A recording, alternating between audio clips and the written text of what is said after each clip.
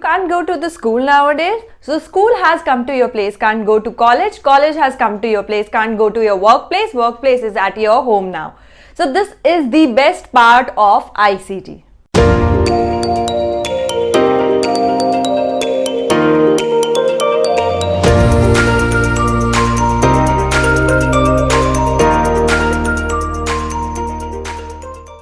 Hi everyone, I'm Megha and welcome to UGC Net with Megha. We are going to continue with the video series in which we are summarizing each and every unit. And the unit that we are going to take up today is Information and Communication Technology. So now I'm going to discuss that what all areas you should cover from this unit from the exam point of view. Firstly, you should know the basic definition of ICT. What is the full form of ICT? ICT stands for Information and Communication Technology, and it simply means that use of IT devices for the purposes of transmission of information and also for the purposes of communication. The next thing that you need to know is the different types of input devices and output devices. From here, generally a question like that is asked. You are given 4 devices and are asked whether out of the following which is not a input device or which is not a output device. So these kind of questions are asked from this particular section. So you need to know what are all the input devices are and what are output devices.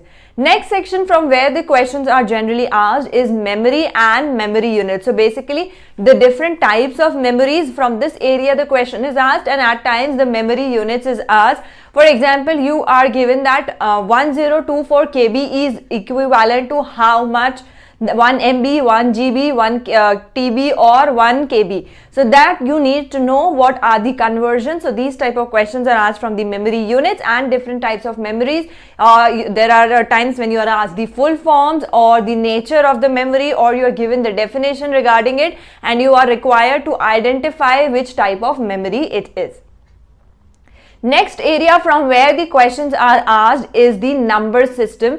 So number system is basically you are given a decimal number and you are asked to convert it into binary number system, or binary is given and you are required to convert it into octal. So basically from one number to another numbers conversion is asked under number system, and this is the only one type of question which is asked from this particular section. And those who don't know how to convert them, you can see my video on conversion of number system. The link for the video is coming right up here. The next section from where the questions are asked is the network topology. So you need to know the different types of topologies. Generally the definition or the characteristic feature is given and you are required to identify what type of a topology it is. And in the rarest of the scenario, once or twice the diagram was given and you were required to identify the topology which is given in the diagram. The next section that you need to know is the internet protocols. So all the protocols and the etiquettes related to the use of internet are to be learned. There are questions which are asked from these areas as well. Another area and the most favorite area of UGC is the full forms of the abbreviations related to ICT.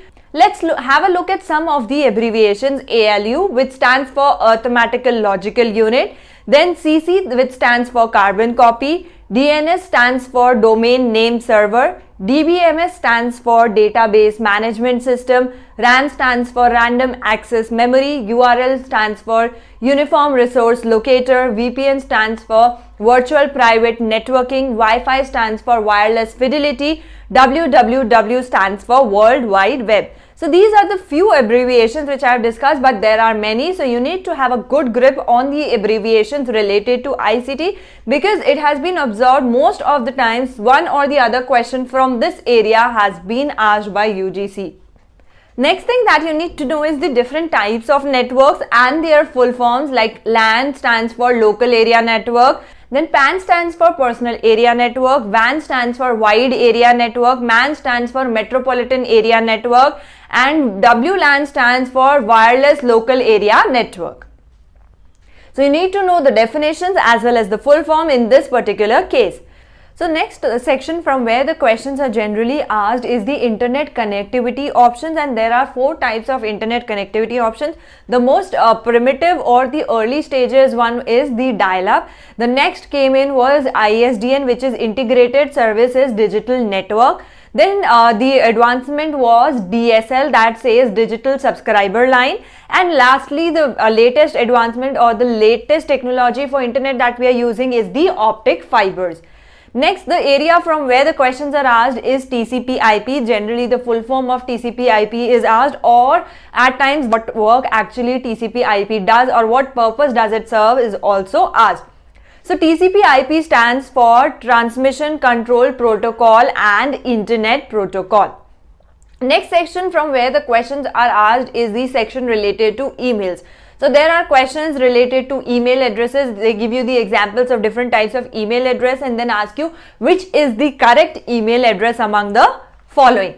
Then another area from where the question is asked here is the format of email, that what is a header, what is a body, and then the last part is the attachment. So the top part where you put the heading or the subject is the header, body is where you write the message, and attachment if you attach a particular file. So that from this area also the questions can be asked. The next thing that you need to remember is the sections of the email header. There are generally 5 sections in the email header. First is from, that is the person's email address who is sending the email. The next section is to. In this, the email address of the person to whom the mail is intended to be sent comes. Next section is CC, that is carbon copy. In this, you attach the email address of the other persons to whom the email is intended to be received, just as a copy or for the record's sake.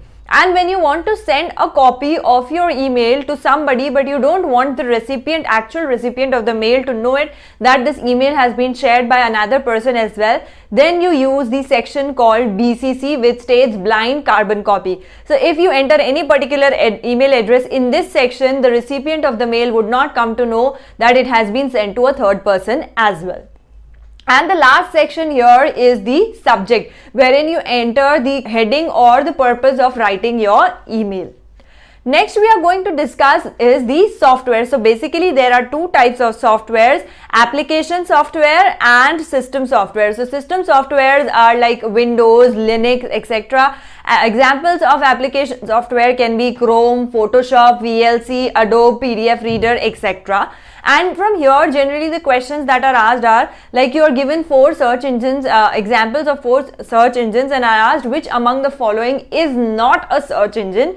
Or you might be given 4 options and you might be asked a question that which is not an open source software. Or maybe there are 4-5 examples given in the question and you might be asked that which is not an application software among the following. So these are the types of questions that are generally asked, and at times definition based questions are also asked. That is, the definition is given and you are required to identify whether it is a system software or it is an application software.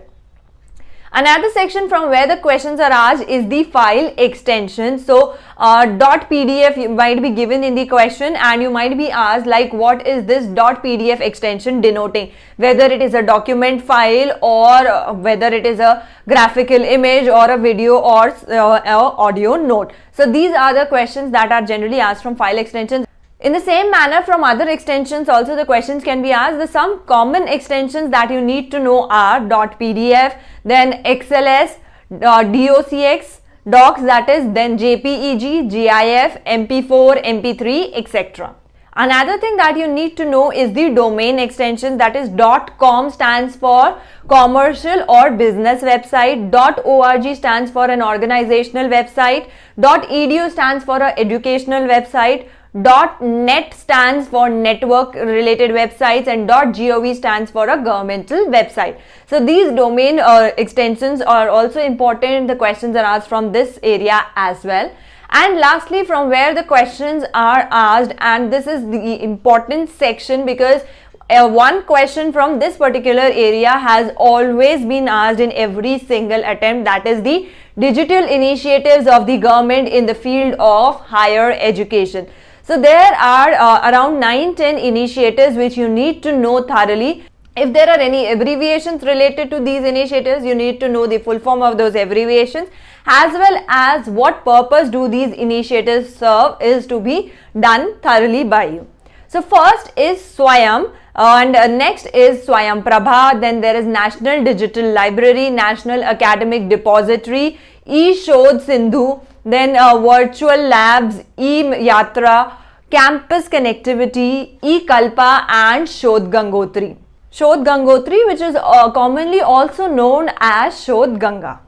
The topics that I have discussed here and various other topics related to ICT have been covered by me in my online course in detail. So you can have a look at my website, that is www.ugcnetwithmegha.com, wherein I have covered all the units of paper 1 as well as paper 2 commerce. And here the major area of importance or the areas where you need to give more stress is firstly the digital initiatives. A short question is asked from this area. Then the next area is the abbreviations from where the questions are generally asked, and emails as well as internet related questions, and lastly the software related questions, that is application software or system software related questions are asked. So these are 5 major areas where you need to focus more from the exam point of view. That was all for this video. Thank you for watching this video, and if you want me to cover any particular topic, you can leave your comments in the comment section.